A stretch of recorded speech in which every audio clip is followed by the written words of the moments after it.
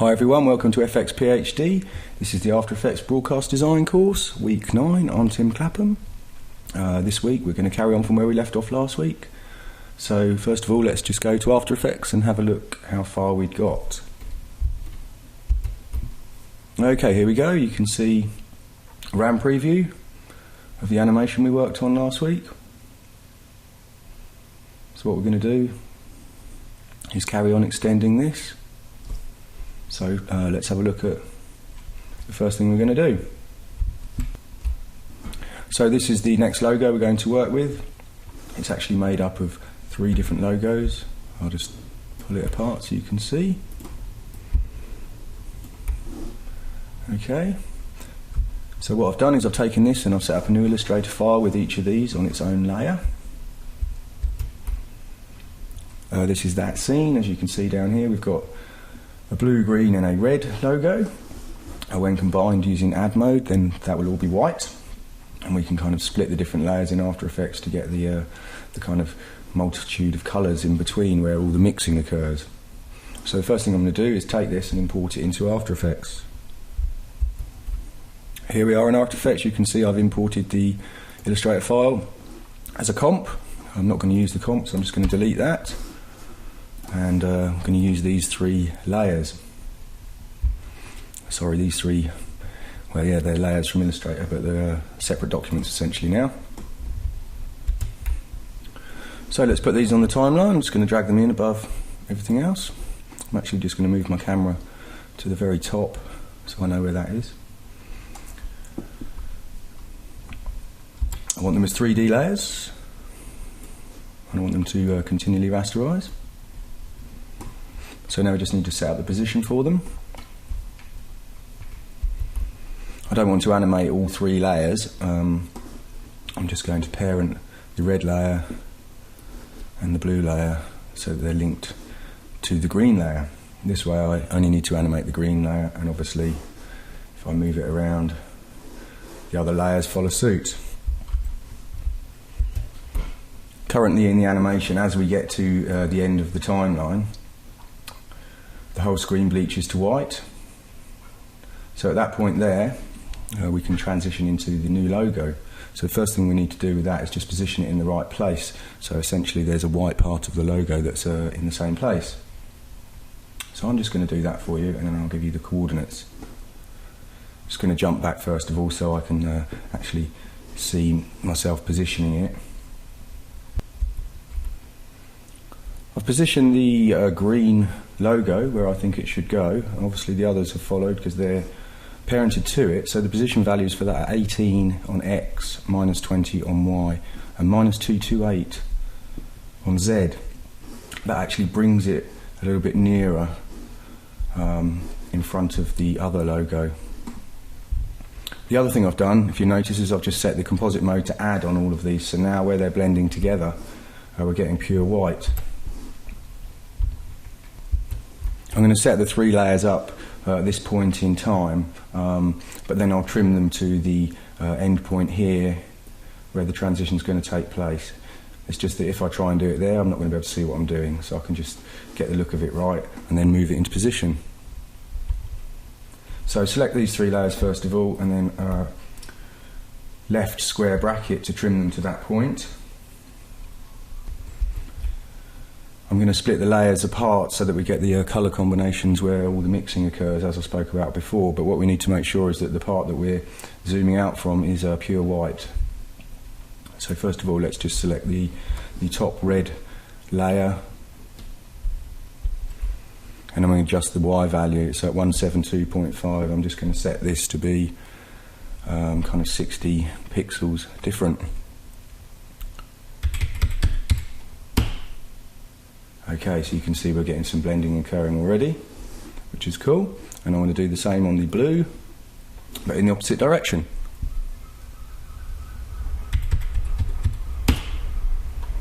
Okay, if we just solo those 3 layers for a moment, you can see that we still have a nice white bit here in the middle that we can pull back from.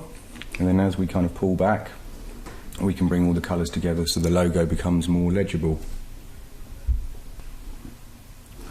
I'm going to key the position for the blue, and the red layer at the beginning here, and jump forward 8 frames.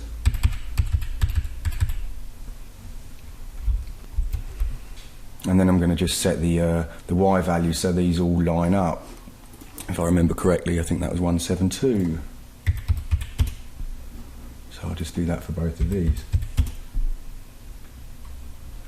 I'm just going to select the first keys, press F9 so it eases out of that. Now if we just scrub, you can see the logo comes together. It creates some quite nice kind of chromatic aberration almost.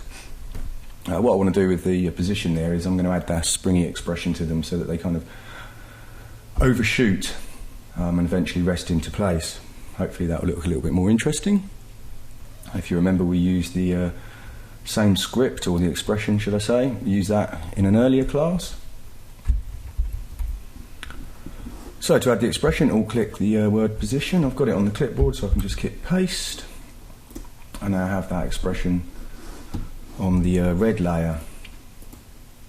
What I want to do is just go in and check the parameters because I might want to change something. Before I do that, let's just scrub through, make sure it's working as it should be. Okay, yeah, you can see it's overshooting slightly. So we're going to need to do this for the blue layer as well, but let's get the expression right before we apply it to both layers. So in this expression, the only things you need to really adjust are these variables at the bottom, and I'm going to change amplitude to 0.1, so it's a slightly higher amplitude. Frequency 2, so it doesn't happen quite as often, and decay 1, so it doesn't decay quite so quickly. Now you can see the amplitude's higher because the red layer is moving further. At the moment our camera is still zooming in towards this. This isn't what we want to do, but we can adjust that in a bit. I'm quite happy with that expression, so just clicking in there selects it. I can copy, fold this up, alt click the blue layer and paste it into there. Now it should be happening with both layers. Yeah, all looks cool. Okay,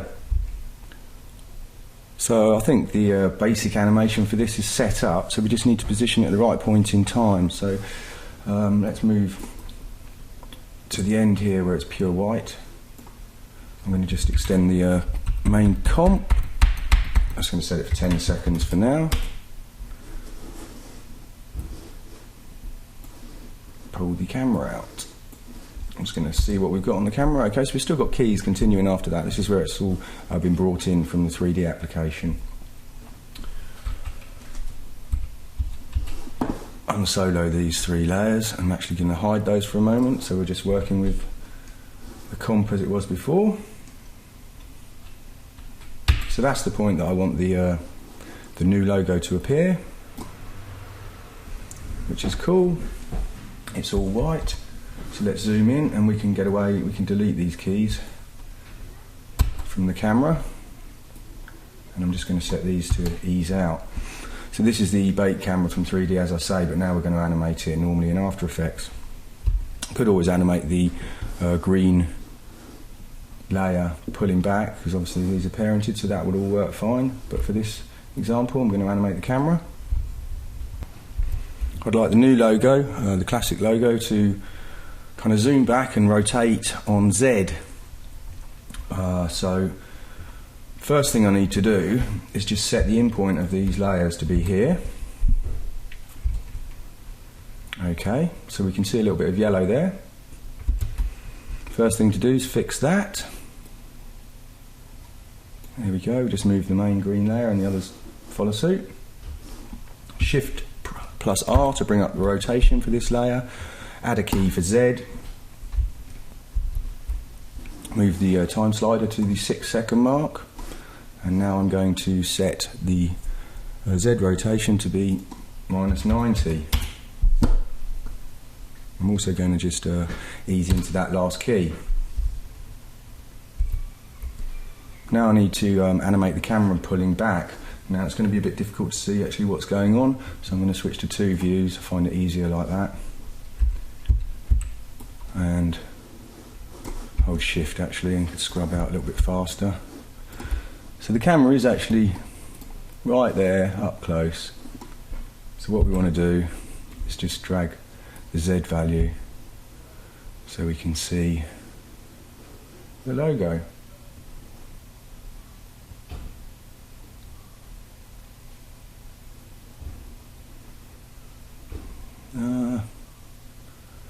Probably somewhere around there. Let's have a look. Yeah, that looks okay. So we start here. As we pull back, we get the same kind of rainbowy colours that we were getting before. So there's some continuity there.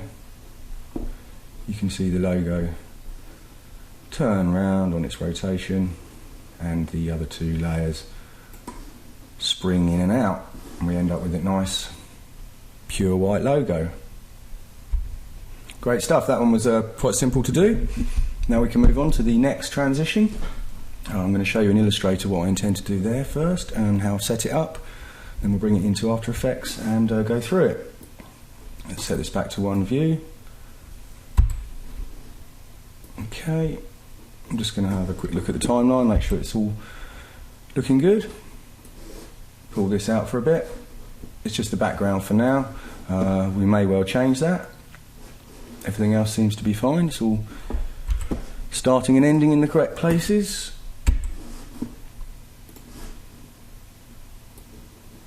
So let's have a look in Illustrator at the next logo and how we're going to bring that in and what sort of treatment it's going to get. Here's the next logo that I want to transition into.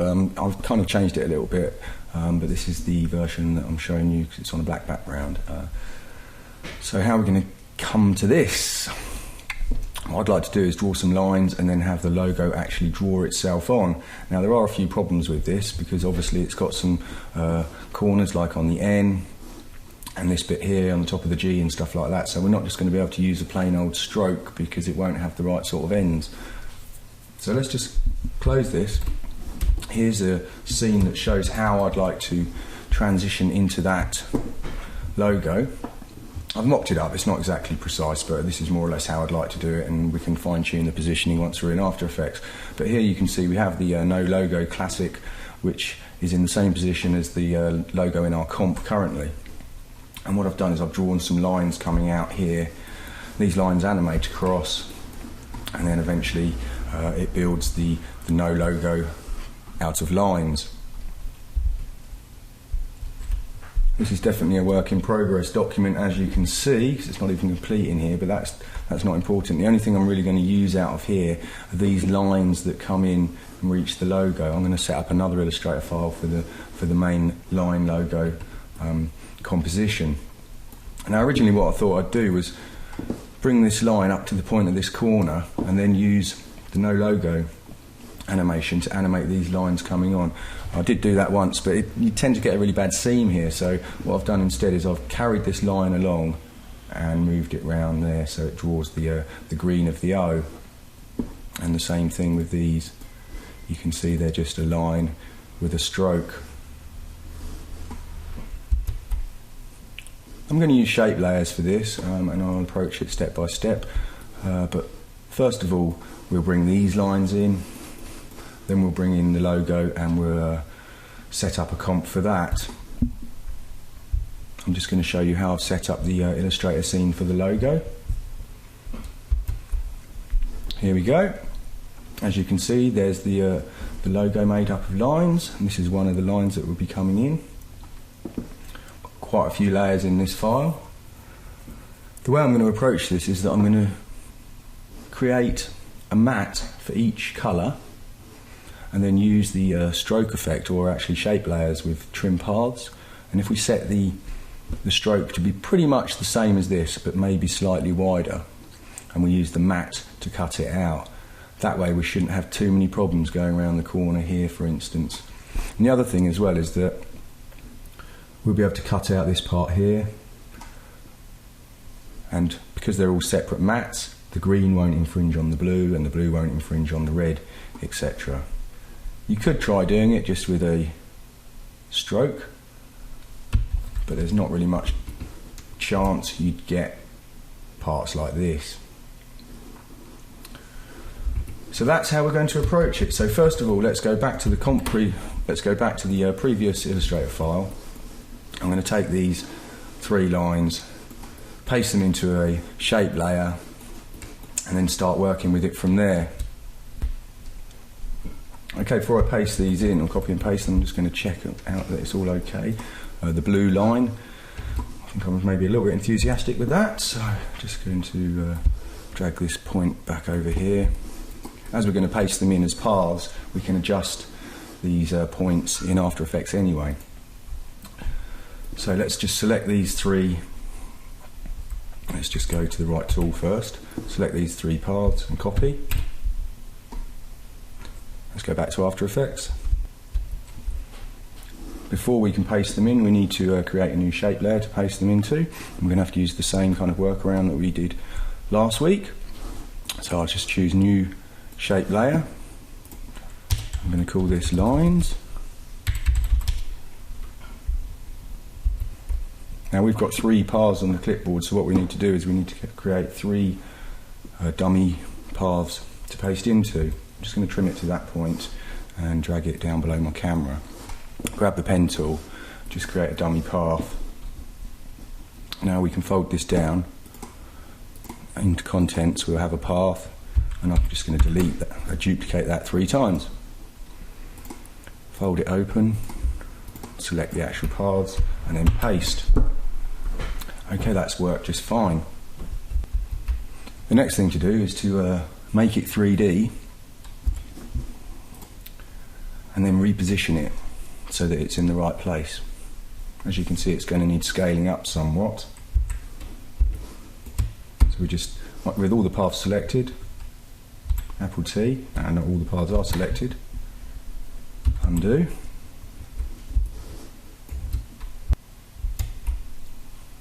Okay, I made a mistake there, pretty simple one there. Pressed escape by accident. If you notice here, it changes the camera. If you press escape, it jumps back to the active camera. Kind of wondered where my layers had gone for a moment there. But yeah, we're all good to go. So let's just select our paths. Make it 3D again. Apple T. Now we can scale this up. What I want to do is position it so that these points here are just coming out the bottom of the N and the L. Before I get too precise with this though, I just want to check the depth of the layer to make sure that it's at the same layer as the no logo. In fact, I want to put it slightly behind so that the colour comes out from behind. So if we select the green one, press P, we can see that that's at -228. So let's just set this to -228 for now. So you can see I did actually scale it up a little bit too much. That's not a problem. We can just go in, select our paths again, and reposition it and scale it. So what I'm going to do is I'm just going to do that so it's in the right place, and then come back to you. I think that looks about right. So these are pretty much in the centre, so we just need to adjust the stroke. Okay, 51 looks good. Deselect tool. So now I just need to position it so it's slightly behind. And here I've just set the position to be -226, so it's only 2 units difference in the depth. But now the letter will start, the line will start from just slightly behind. So we have our 3 lines, and they're all in one shape layer. Let's just fold down the contents. Okay, so you notice there's one stroke parameter. I'm actually just going to delete the fill parameter from there. We don't need that at all. I'd like to set this to have a round cap so that as it draws on, it's got a rounded end rather than a square end. And the next thing we need to do is set the colour. So at the moment we've got one stroke. If we just duplicate that, so we've got 3, and drag it up so that each one is underneath the path that we want it to affect. Going to open the swatch you want. That's quite handy. It still has the swatch from last time.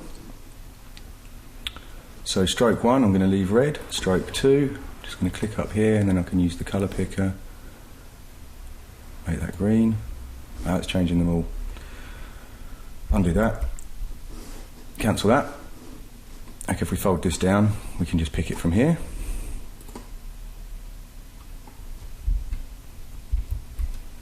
I just need to be aware that I'm actually picking the right colour for the right stroke there, so I'm just going to come back here and check. So the top one needs to be blue, then red, then green. If I don't make them right, then they won't end up in the correct place at this end. So it's blue, red, green. So what we can do in here is we can switch paths on and off so we can see which one's which. Okay, so path 2 is the first one, so that actually needs to be blue.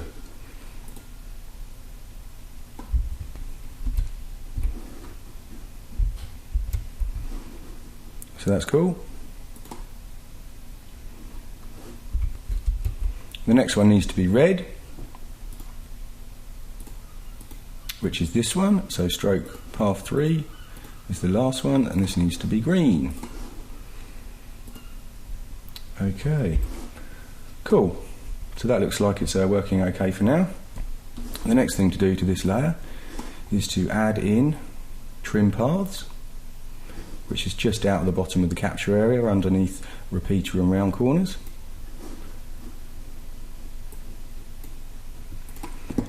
Basically this will affect everything that's above it, so if we drag the end point now you can see we have our lines animating on.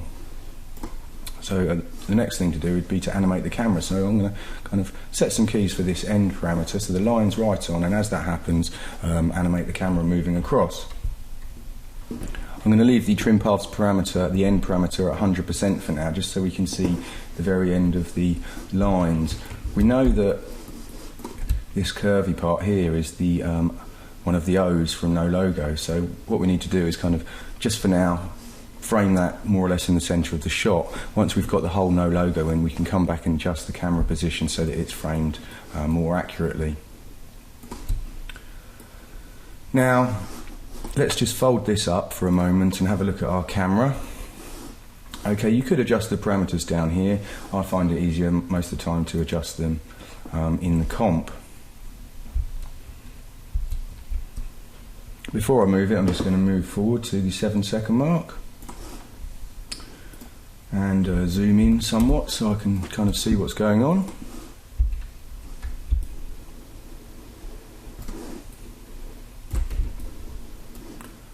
Okay, so now I press V to get at my normal kind of live select tool, hold shift and I can drag the camera across. Can't actually see exactly how it's framed in this window because we can't see all of it, so let's just pull that out slightly, come back in here and reselect our camera. Could probably go a little bit further. Okay, let's just say there for now. One thing you might have noticed is that we've got some really nice curves going on here with our path.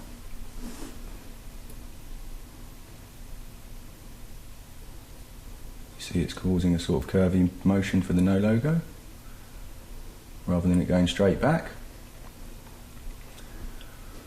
Sometimes you may want that, other times you don't. I don't particularly in this instance, so what I'm going to do is I'm going to change the interpolation. So if you just select the keys involved, right click, choose keyframe interpolation, and then here what we want to adjust is the spatial interpolation. This affects the shape of the path in the comp window, and I'm just going to set that to linear. And now if you look at the paths here, when I click OK, boom, we lose that kind of Bezier interpretation that we had before. Sometimes that's what you need, sometimes that's not. That's probably the best way to change it. So here's a quick RAM preview just of that section.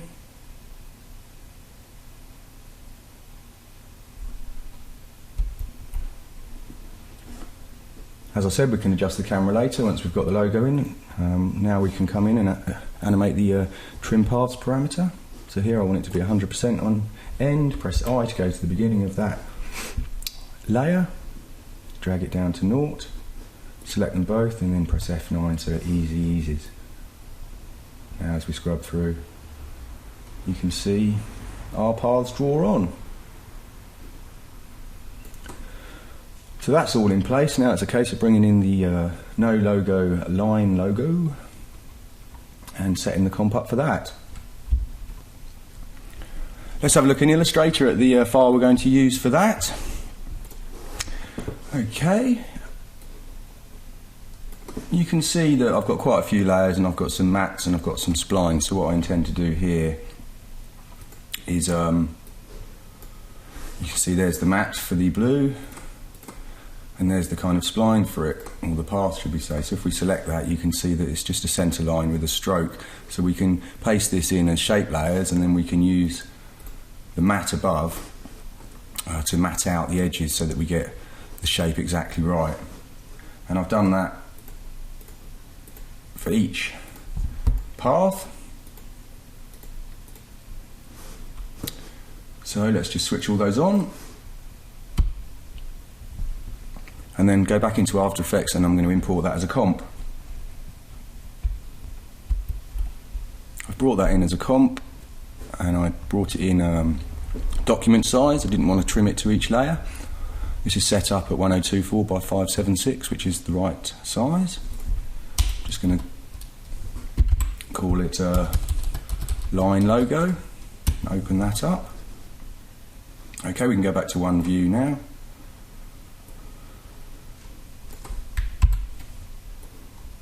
The first thing I'm going to do is I'm going to delete the layers that aren't needed.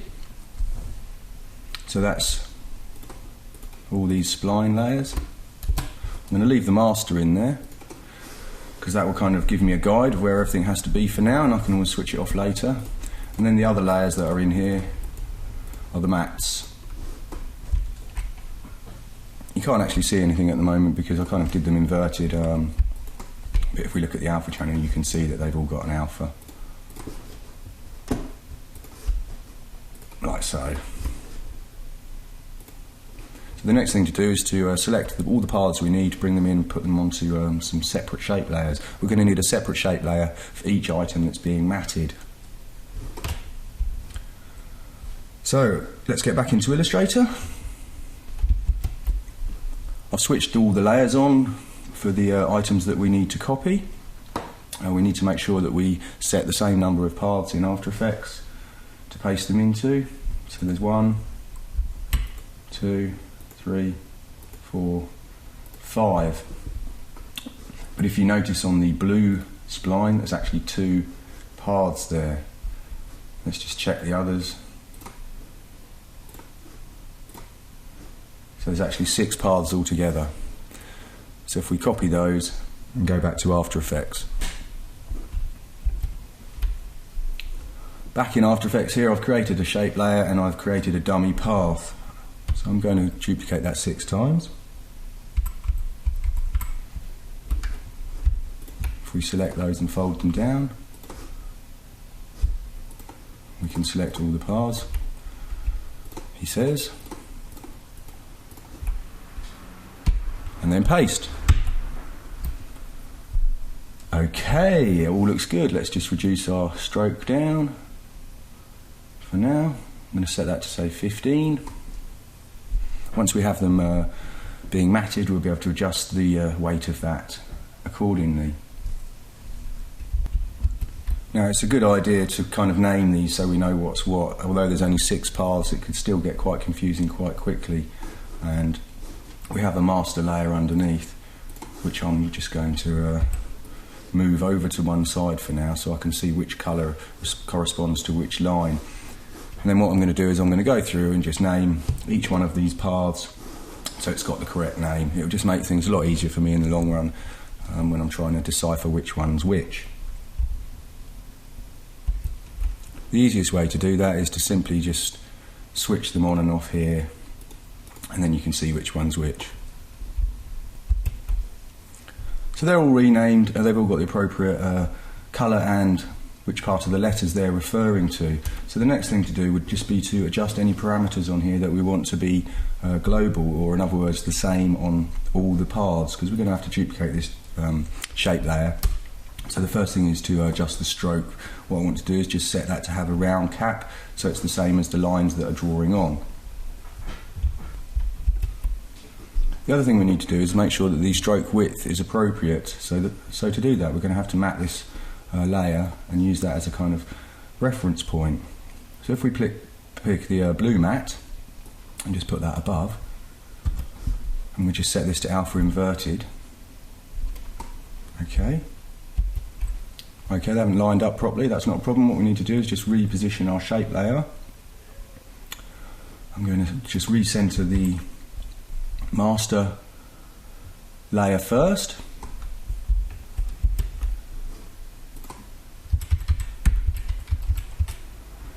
Okay, so the master layer is back in the centre of the comp. If we switch on our blue mat layer, we can see that lines up perfectly okay. So the problem is with the shape layer, the paths aren't in the right place. I'm not sure why they didn't paste exactly right. They should have done. It's probably a slight mistake on my part, but you know, these things happen when you're working, and you just need to have ways of solving problems like that. What I'm going to do is I'm just going to select all the paths. If you click on the word, it actually selects all the points and makes them active. And now I can just nudge this across until it's in the right place, which is somewhere around there. So now they're in the right place, we should be able to check that our mat's working correctly. Switch off the master layer, and we can see that shape layer isn't working badly at all. We've got these nice sharp corners here. Let's add the trim paths effect. Drop that down, scrub our end value.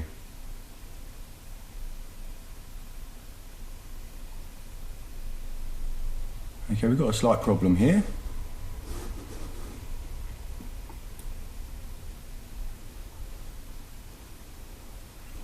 That's the other path that's interfering. That'll be on a different layer eventually anyway, so that doesn't really matter.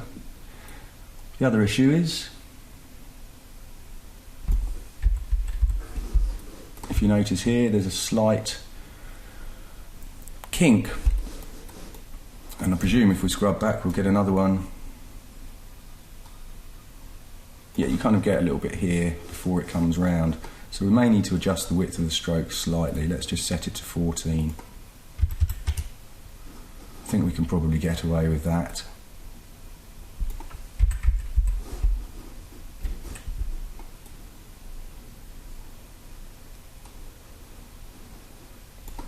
Okay, I need these shape layers to be separate now. That seems to be working okay. So what I'm going to do is I'm going to split it up into the correct number of shape layers. I've just moved all the timeline and everything up so I can see what's going on. Before I duplicate it, I just wanted to kind of point out it's probably a good idea to just keep one master layer in case you make any mistakes, delete the wrong thing, something like that. Then you can always come back to your master layer without having to repaste and reposition everything. So first I'm just going to duplicate that layer and drag it right to the bottom here and just hide it. So the first layer here we can call shape blue.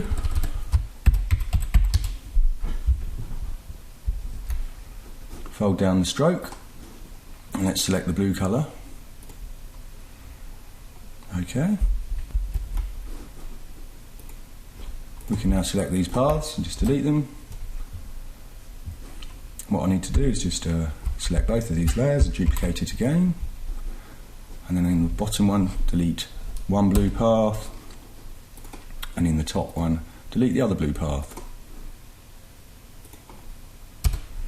So now we have the O and the kind of NOO, both on separate layers. They're using the same mat, that's fine, they're not going to kind of interfere with each other.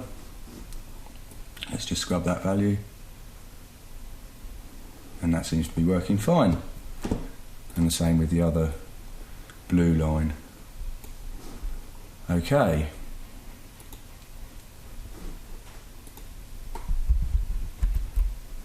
Let's just fold these up. Duplicate our main shape there again. This time I'm going to do the green, so I'll just pull this up under here. It's already set to alpha inverted matte. Let's switch that on. It's red at the moment, so we can call this shape layer shape green G. Fold it down. We've labelled all our paths, which is cool, so we can just delete the other paths. Open up the stroke and again select the correct colour. So rather than me sit here and do this for every single layer in the comp, I shall perform that operation for you now, and I'll be back shortly. Something I should point out with this actual shape, and if you do follow along then you probably will get the same scene, the same Illustrator files that I'm working with. If you remember correctly, on here we actually changed it and the O is part of this line now, so this is in fact incorrect. We just need it to start from this point here, so none of this is needed. So if I just press V,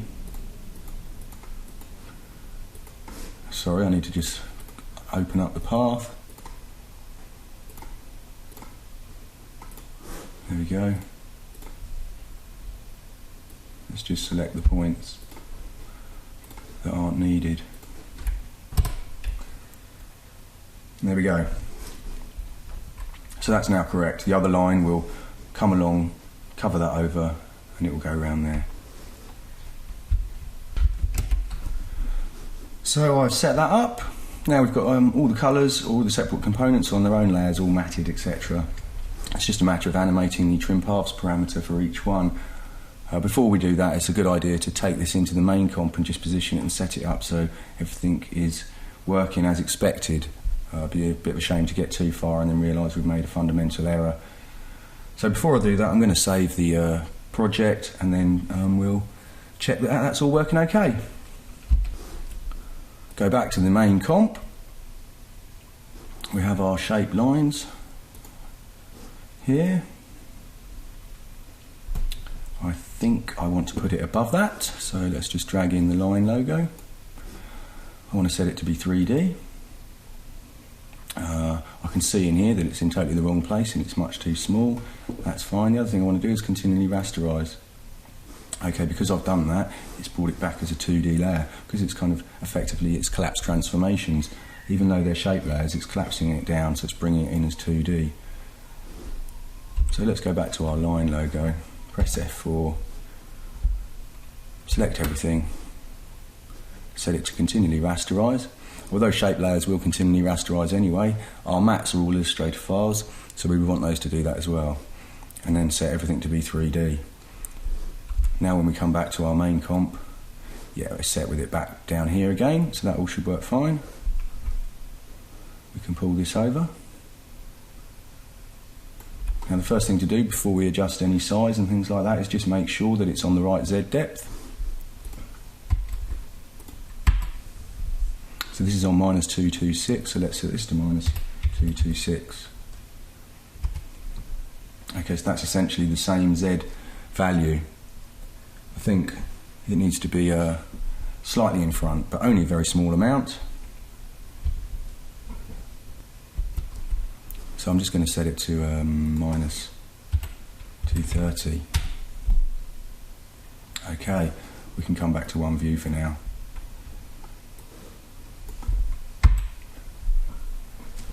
So really it's just a case of scaling this up and positioning it in the right place. We've got the red line here and the green to guide us, so it shouldn't be too tricky. If we say a scale of say 350 for now, let's just pull this up. Okay, that doesn't look right because the weight of the line isn't high enough.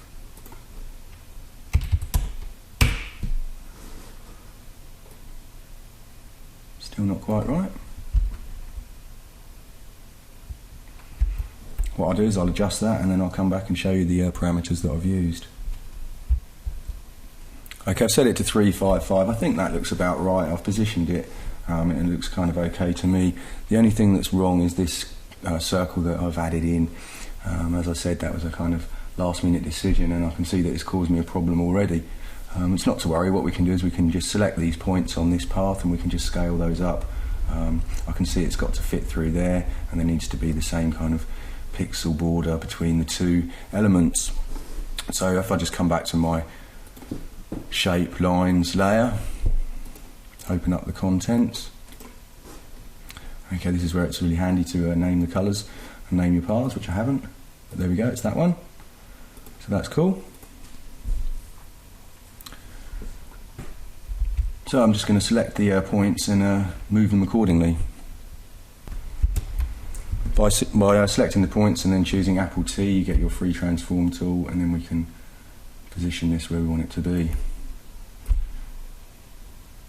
which is something like this.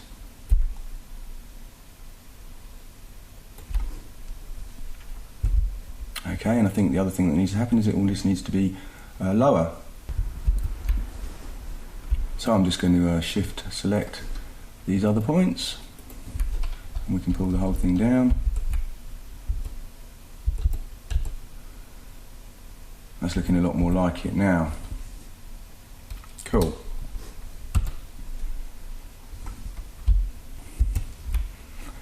I've just selected these bottom points of the path and kind of moved that down as well. I'm probably going to select this blue one and just move that up.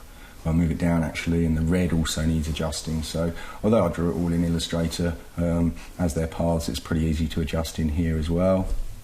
So let me just reposition all of those, and then I'll show you where I've got to. I've pulled the blue right down for now, and I've moved the red over slightly. Now I'm just going to select this end point, press G for the pen tool, and then continue that path along. Go back to my selection tool, and I can select these, and I can just nudge this down. I want that red line to carry on across. I'm just going to move the blue as well, so that's slightly off. And if we zoom out with that point selected, we can select this end, and now we can nudge our blue layer up. Not quite that far. So that looks good. I may well need to adjust the camera more as we bring this into the centre of the comp. I may need to adjust these points on this path as well. First of all, let's just do the camera. I mean, I don't mind that there. I think what should happen is it should kind of get to there, and then as this writes on, it should be moving across. So once it's fully written on, it will be in the centre. So let's just jump forward 20 frames. Switch to the two views. Okay, I'm just going to adjust the camera. Well, don't quite want to zoom in that far.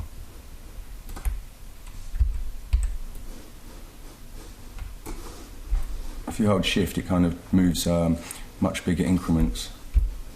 So if you tend to find things crawling around when you're dragging them in the 3D view, just press shift and it will move 10 times as much. So now, I've made the same mistake as last time. I can't see how well it's framed. That's better.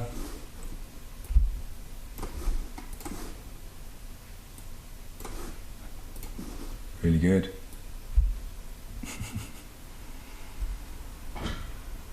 And there we go. Let's just bring up our crosshair so we can see what's going on. That doesn't look too bad at all.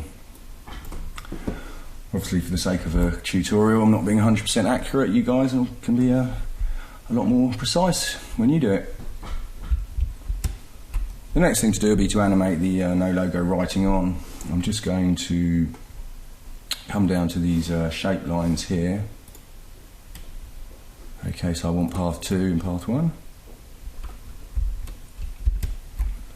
I'm just going to select these 2 points and pull that over. So as the camera pulls across, the ends aren't visible. So the last thing to do is just to animate the stroke on the no logo. Let's just do a preview and see where we've got to, make sure it's all working. Right, so there's a preview of it. You can see that at the moment the camera's a bit jerky. We need to sort that out. Other than that, it looks cool. Just need to write on or animate the trim paths for the no logo line logo. So let's have a look at the camera. Okay. I think the best thing to do here would possibly be just to delete these keys and then put a massive ease in onto these so that it reaches that point and it's nearly in place and it just gradually eases across. So that's just what I'm going to do. First of all, I'm going to delete these two keys and I'm going to go to that point in time. Now I need to adjust these keys here so that this is much further over. If we select to show the graph for these two and then bring up the graph, we can see some curves to represent the velocity, etc. If we take this handle, which is kind of like the Bezier curve, the end of this position curve, and if we press shift, drag that along till we're about there. So this movement here will be much faster and then it will ease more there. So let's just see what that looks like.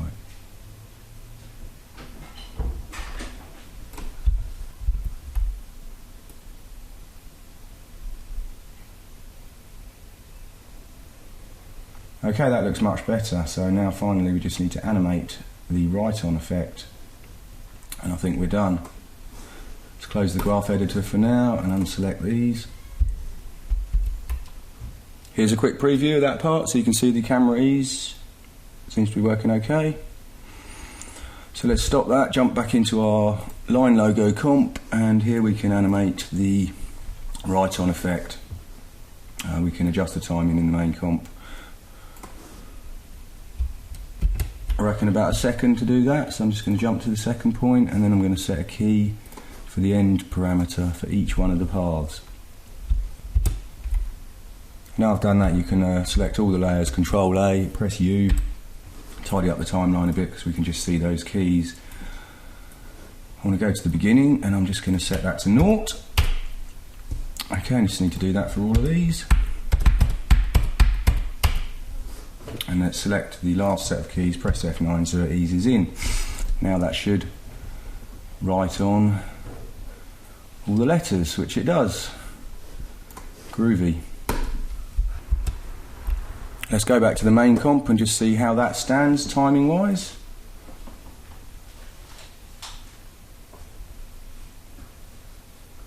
Okay, they're drawing on far too soon.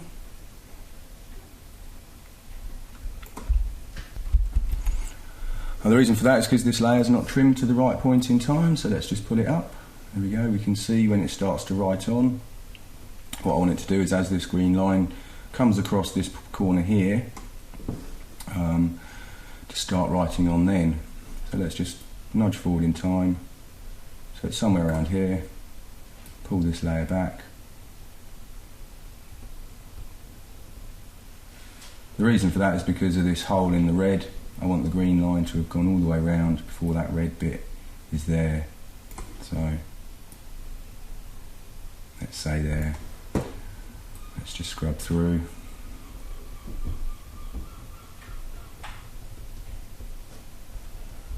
There you go. Okay, so that all seems to have worked.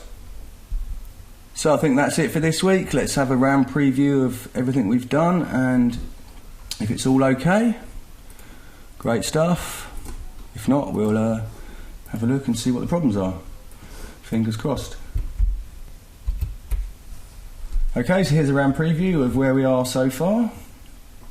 I've previewed it from the beginning so you can see the additions we've done this week.